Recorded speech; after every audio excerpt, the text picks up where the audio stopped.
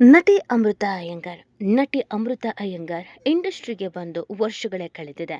ಅನೇಕ ಸಿನಿಮಾಗಳನ್ನು ಮಾಡಿದ್ದಾರೆ. ಸಿನಿಮಾಗಳು ಹಿಟ್ಟು ಕೂಡ ಆಗಿದೆ. ತಾನಾಯ್ತು ತನ್ನ ಕೆಲಸ ಆಯ್ತು ಅಂತ ಇರುವಂತ ನಟಿ. ಸಿಕ್ಕಂತ ಅವಕಾಶಗಳನ್ನು ಚೆನ್ನಾಗಿ ಉಪಯೋಗ ಮಾಡಿಕೊಳ್ಳುವಂತ ನಟಿ.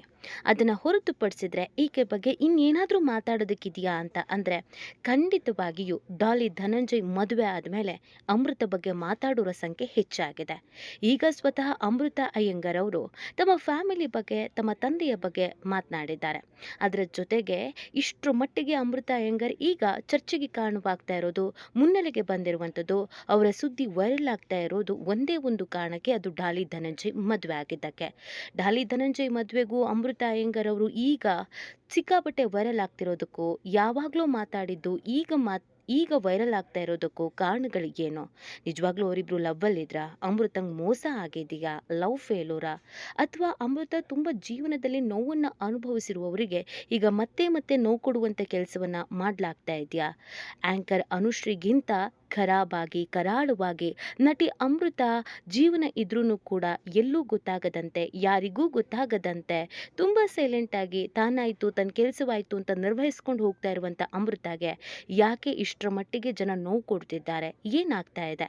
ಇದೆಲ್ಲವನ್ನ ಕಂಪ್ಲೀಟ್ ಆಗಿ ಈ ವಿಡಿಯೋದಲ್ಲಿ ಹೇಳ್ತಾ ಹೋಗ್ತೀವಿ. ಆದರೆ ಇಲ್ಲಿವರೆಗೂ ನಿಮ್ಮ ಮೆಘಾ ಸುದ್ದಿಯನ್ನು ಸಬ್ಸ್ಕ್ರೈಬ್ ಮಾಡಿಲ್ಲ ಅಂದರೆ ಈಗಲೇ ಸಬ್ಸ್ಕ್ರೈಬ್ ಮಾಡಿ. ಹೆಚ್ಚಿನ ಮಾಹಿತಿಗಾಗಿ ಬೆಲ್ ಐಕಾನ್ ಪ್ರೆಸ್ ಮಾಡೋದನ್ನು ಮರಿಬೇಡಿ.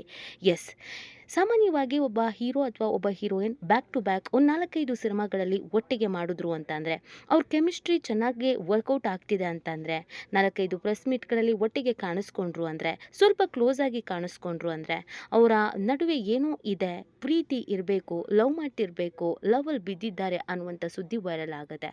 ಹಾಗೆ ನೋಡಿದ್ರೆ ಡಾಲಿ ಧನಂಜಯ್ ಮತ್ತು ಅಮೃತ ಇಬ್ಬರು ಒಬ್ಬರಿಗೊಬ್ಬರು ಹೆಗಲಾಗಿ ಸಪೋರ್ಟಿವ್ ಆಗಿ ಸಿನಿಮಾಗಳನ್ನು ಮಾಡಿದ್ರು. ಧನಂಜಯ್ ಏನು ಇಲ್ಲದಾಗ ನಟಿಯಾಗಿ ಅಮೃತ ಕೂಡ ಅವರಿಗೆ ಸಪೋರ್ಟ್ ಮಾಡಿದ್ರು. ಅಮೃತಗೆ ಆಫರ್ಗಳು ಇಲ್ಲದೆ ಇದ್ದಾಗ ಧನಂಜಯ್ ಕೂಡ ಆಫರ್ಗಳನ್ನು ಕೊಟ್ಟರು, ಸಿನಿಮಾಗಳನ್ನು ಮಾಡಿದ್ರು. ಇಬ್ಬರು ಗೆದ್ರು ಅಂತ ಹೇಳಿದ್ರೆ ತಪ್ಪಾಗ್ಲಿಕ್ಕಿಲ್ಲ. ಇನ್ನು ಮೊದಲಿನಿಂದಲೂ ಕೂಡ ಇವರು ಪರಿಚಯ ಆಗಿದ್ರಿಂದ ಒಳ್ಳೆಯ ಬಾಂಡಿಂಗ್ ಅನ್ನೋದು ಕೂಡ ಇತ್ತು ಅಂದರೆ ತಪ್ಪಾಗ್ಲಿಕ್ಕಿಲ್ಲ. ಆದರೆ ಕೆಲವು ಸೆಲೆಬ್ರಿಟಿಗಳು ಇವರನ್ನು ಕಾಲೆಳೆದಿದ್ದು, ವೇದಿಕೆ ಮೇಲೆ ಇವರಿಬ್ಬರ ಹೆಸರನ್ನು ಹೇಳಿದ್ದು ಕೆಲವೊಂದು ಕಡೆಯಲ್ಲಿ ವೈರಲ್ ಆಗೋದಕ್ಕೆ ಶುರು ಆಯಿತು. ಇವರಿಬ್ಬರ ಮನಸ್ಸಿನಲ್ಲಿ ಏನಿತ್ತು ಏನಿಲ್ವೋ ಗೊತ್ತಿಲ್ಲ. ಆದರೆ ಜನ ಮತ್ತು ಕೆಲವು ಸೆಲೆಬ್ರಿಟಿಗಳು ಮತ್ತು ಸೋಷಿಯಲ್ ಮೀಡಿಯಾ ಇವರ ನಡುವೆ ಎಲ್ಲವೂ ಇದೆ ಅನ್ನೋದನ್ನು ಹೇಳೋದಕ್ಕೆ ಶುರು ಮಾಡಿತು. ಅಲ್ಲಿಂದ ಅಮೃತಗೆ ಸಮಯ ಕೆಡ್ತು ಪಾಪ. ಈಗ ಧನಂಜಯ್ ಮದುವೆ ಆಗ್ತಿದ್ದ ಹಾಗೇನೆ ಅಮೃತ ಬಗ್ಗೆ ಕೆಲವರಿಗೆ ಕನಿಕರ ಉಕ್ಕಿ ಹರಿತಾ ಇದೆ. ಮೋಸ ಆಗ್ಬಿಡ್ತು, ಅನ್ಯಾಯ ಆಗ್ಬಿಡ್ತು ಅಂತೆಲ್ಲ ಮಾತಾಡ್ತಾ ಇದ್ದಾರೆ.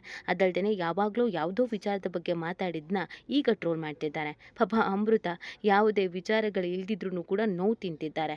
ಇದೇ ನೋವಿನಲ್ಲಿ ತಮ್ಮ ಜೀವನದ ಬಗ್ಗೆ ಮನಸ್ಸು ಬಿಚ್ಚಿ ಮಾತನಾಡಿದ್ದಾರೆ. ಇದೇ ಮೊದಲ ಬಾರಿಗೆ ಅಮೃತ ಈ ರೀತಿಯಾಗಿ ಮಾತನಾಡಿರೋದು, ತನ್ನ ವೈಯಕ್ತಿಕ ಜೀವನದ ಬಗ್ಗೆ ಹೇಳ್ಕೊಂಡಿರೋದು. ಇಲ್ಲಿವರೆಗೂ ಅಮೃತ ಹಿನ್ನೆಲೆ ಏನು, ಅವ್ರು ಯಾರು, ಅವ್ರ ಮನೆಯಲ್ಲಿ ಎಲ್ಲಿದೆ, ಯಾವ ಊರಿನವರು, ಅವ್ರ ತಂದೆ ತಾಯಿ ಏನು ಮಾಡ್ತಿದ್ದಾರೆ, ಹೇಗಿದ್ದಾರೆ, ಇದ್ಯಾವುದೂ ಕೂಡ ಗೊತ್ತಿರಲಿಲ್ಲ. ಆದರೆ ಇದೇ ಮೊದಲ ಬಾರಿಗೆ ಅಮೃತ ತನ್ನ ಜೀವನದಲ್ಲಾದಂಥ ಕಹಿ ಘಟನೆಗಳನ್ನು ಮತ್ತು ಇಷ್ಟು ಇಂಡಿಪೆಂಡೆಂಟ್ ಆಗಿ ಬದುಕ್ತಾ ಇರೋದಕ್ಕೆ ಕಾರಣಕ್ಕೇನು ಅಂತ ಹೇಳಿದ್ದಾರೆ. ಹೌದು, ನಟಿ ಅಮೃತ ಅಯ್ಯಂಗಾರ್ ಅವರ ತಾಯಿ ಟೀಚರ್ ಆಗಿದ್ದಾರೆ. ಇವರು ಸಿಂಗಲ್ ಪೇರೆಂಟ್ ಅಂತ ಹೇಳ್ಕೊಂಡಿದ್ರು. ನಂಗೆ ತಾಯಿ ಒಬ್ಬರೇ ಇರೋದು ಅಂತ ಹೇಳ್ಕೊಂಡಿದ್ರು. ನನ್ನನ್ನು ತೀರಾ ಕಷ್ಟದಲ್ಲೂ ಕೂಡ ನನ್ನ ತಾಯಿ ಬೆಳೆಸ್ತಾ ಇದ್ದಾರೆ ಅಂತ ಹೇಳ್ಕೊಂಡಿದ್ರು. ನನ್ನ ತಾಯಿ ಋಣವನ್ನು ನಾನು ತೀರಿಸೋದಕ್ಕೆ ಸಾಧ್ಯನೇ ಇಲ್ಲ ಅಂತ ಹೇಳಿದರು. ಸಾಕಷ್ಟು ಕಷ್ಟದ ಸಂದರ್ಭದಲ್ಲೂ ಕೂಡ ನನ್ನಮ್ಮ ನನ್ನನ್ನು ಸಾಕಿದ್ದಾರೆ.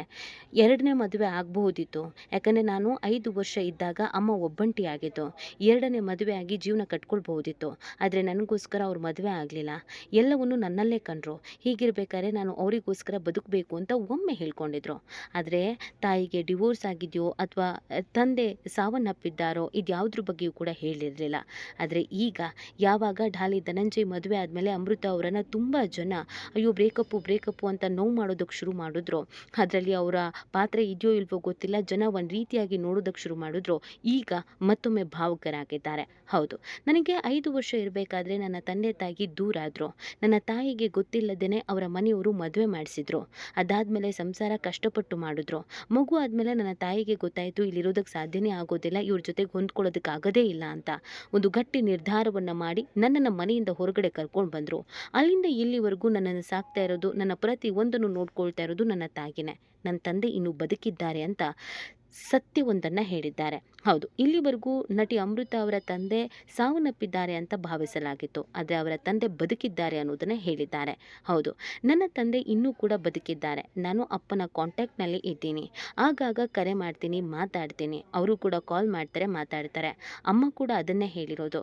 ನನಗೂ ನಿನ್ನ ಅಪ್ಪನಿಗೂ ಸಮಸ್ಯೆ ಇದೆ, ಹಾಗಂತ ನೀನು ಮಾತಾಡಬೇಡ ಅಂತ ಏನೂ ಇಲ್ಲ, ಮಾತಾಡು ಅಂತ ಹೇಳಿದ್ದಾರೆ. ಆ ಕಾರಣಕ್ಕಾಗಿ ಈ ಹಿಂದೆ ಒಂದು ಸುದೀರ್ಘವಾದ ಪತ್ರ ಬರೆದಿದ್ದೆ ನಮ್ಮ ಅಪ್ಪನಿಗೆ. ಅದಾದಮೇಲೆ ಅಪ್ಪ ನನಗೆ ಕಾಲ್ ಮಾಡಿದ್ರು, ನಾನು ಮಾತಾಡ್ತಾ ಇದ್ದೆ.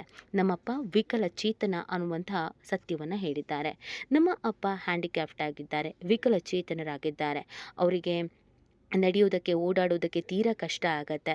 ಸೊ ಈ ಸಂದರ್ಭದಲ್ಲೇ ನಮ್ಮಮ್ಮಂಗೂ ಅವ್ರಿಗೂ ಹೊಂದಾಣಿಕೆ ಅನ್ನೋದು ಕಷ್ಟ ಆಯಿತು. ಆ ಕಾರಣಕ್ಕಾಗಿ ಅಮ್ಮ ನನ್ನನ್ನು 5 ವರ್ಷ ಇರಬೇಕಾದ್ರೆ ಎತ್ಕೊಂಡು ಬಂದರು. ನನ್ನಪ್ಪ ಇನ್ನೂ ಬದುಕಿದ್ದಾರೆ. ಒಳ್ಳೆ ಚಿತ್ರವನ್ನು ಬಿಡಿಸ್ತಾರೆ. ಒಳ್ಳೆ ಕಲಾವಿದ ನಮ್ಮಪ್ಪ. ಡ್ರಾಯಿಂಗನ್ನು ತುಂಬ ಚೆನ್ನಾಗಿ ಮಾಡ್ತಾರೆ. ನಮ್ಮಪ್ಪ ಚಿತ್ರ ಬರೆಯೋದನ್ನು ನೋಡಿ ನನಗೆ ಖುಷಿ ಆಗುತ್ತೆ. ನಮ್ಮಪ್ಪನ ಜೊತೆಗೆ ಇರಬೇಕು ಅನ್ನುವಂಥ ಆಸೆಯೂ ಇದೆ. ಆದರೆ ನನ್ನಮ್ಮ ನನಗೋಸ್ಕರ ರಿಸ್ಕ್ ತೆಗೆದುಕೊಂಡಿದ್ದಾರೆ. ಹಾಗಾಗಿ ನಾನು ಅಮ್ಮನ ಜೊತೆಗೆ ಇರೋದು ಸೂಕ್ತ ಅಂತ ಅನಿಸುತ್ತೆ ಅಂತ ಹೇಳಿದ್ದಾರೆ. ಇಲ್ಲಿವರೆಗೂ ಅಮೃತ ತಮ್ಮ ವೈಯಕ್ತಿಕ ಬದುಕಿನ ಬಗ್ಗೆ ಎಲ್ಲೂ ಹೇಳಿರಲಿಲ್ಲ. ಆದರೆ ಮೊದಲ ಬಾರಿಗೆ ತನ್ನ ವೈಯಕ್ತಿಕ ಜೀವನದ ಬಗ್ಗೆ ಹೇಳಿದ್ದಾರೆ. ಆದರೆ ಡಾಲಿ ಧನಂಜಯ್ಗೂ ಇವರಿಗೂ ಲವ್ ಇದ್ದ, ಇದ್ಯಾವುದ್ರ ಬಗ್ಗೆ ಕ್ಲಾರಿಟಿ ಕೊಟ್ಟಿಲ್ಲ. ಸುಮ್ಮನೆ ಓಡಾಡಿದ್ರು ಜನ ಹಬ್ಬಿಸ್ಬಿಡ್ತಾರೆ. ಡಾಲಿಗೇನೋ ಮದುವೆ ಆಯಿತು, ಆದರೆ ಪಾಪ ಈ ಹುಡುಗಿ ಕತೆ ಇನ್ನೂ ಮದುವೆ ಆಗಬೇಕಾಗಿದೆ, ಇನ್ನು ಸಂಸಾರ ಮಾಡಬೇಕಾಗಿದೆ. ಸುಮ್ಮನೆ ಯಾವುದೋ ಹುಡುಗನ ಜೊತೆಗೆ ಹೆಸರು ತಳಕು ಹಾಕೋದು, ಬ್ರೇಕಪ್ ಆಗಿದೆ ಅಂತ ಸುಳ್ಳು ಸುದ್ದಿಯನ್ನು ಹಬ್ಬಿಸೋದು, ಇದನ್ನು ಮೊದಲು ಸ್ಟಾಪ್ ಮಾಡಬೇಕಾಗತ್ತೆ. ಪಾಪ ಹುಡುಗಿಯಾಗಿ ಜೀವನದಲ್ಲಿ ಕಷ್ಟ ಅನುಭವಿಸಿದ್ದಾನೆ. ಹುಡುಗಿಯ ಹೆಸರು ಯಾವುದೋ ಹುಡುಗನ ಜೊತೆಗೆ ತಳಕು ಹಾಕಿಕೊಂಡಾಗ ಈ ಥರದ್ದೆಲ್ಲ ಆಗತ್ತೆ. ಇದರಲ್ಲಿ ಅವ್ರು ತಪ್ಪಿದೆಯೋ ಇಲ್ವೋ, ಪ್ರೀತಿ ಮಾಡ್ತಿದ್ರು ಬಿಡ್ತಿದ್ರು ಸೆಕೆಂಡ್ರಿ. ಆದರೆ ಹೀಯಾಡಿಸೋದನ್ನು ಅಥವಾ ಅಯ್ಯೋ ಅಂತ ಕನಿಕರ ತೋರಿಸಿ ಚುಚ್ಚೋದನ್ನು ಮೊದಲು ಬಿಡಬೇಕಾಗತ್ತೆ.